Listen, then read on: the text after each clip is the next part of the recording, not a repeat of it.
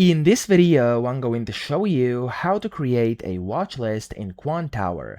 Now first, you want to open your Quantower app, and then you want to find your tab or window where of course you have your watch list. So for me, it's down here at the bottom right, but if you can't see it or it's nowhere to be seen, you can also go to the top left and click on this Quantower logo, and then from here you can simply type in watch list, and as you can see, it's going to pop up over here. You can click on it and it's going to give you the watch list as a separate tab over here. Then to actually create your watch list, you want to start by adding your symbols. So you can click on this plus button over here to add a new symbol, and then you can just search for the one you want. You could also filter types over here, and you can select the exchanges you want to view, which is quite convenient. And then when you actually find something you want to add, like this one, you can just click on it and click on the check mark, and it's going to get added. Then you can just click on the plus button again, find something else, hit the check mark, and you are good to go. What you could also do here is double click, and it's going to basically show you more of them over here, and you can just go ahead and add them that way as well whenever you double click on a specific symbol. Okay,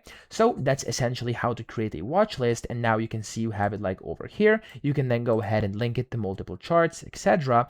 And yeah, that's how we do this. So I hope this video helped you out. If it did, please subscribe to the channel and help me out as well.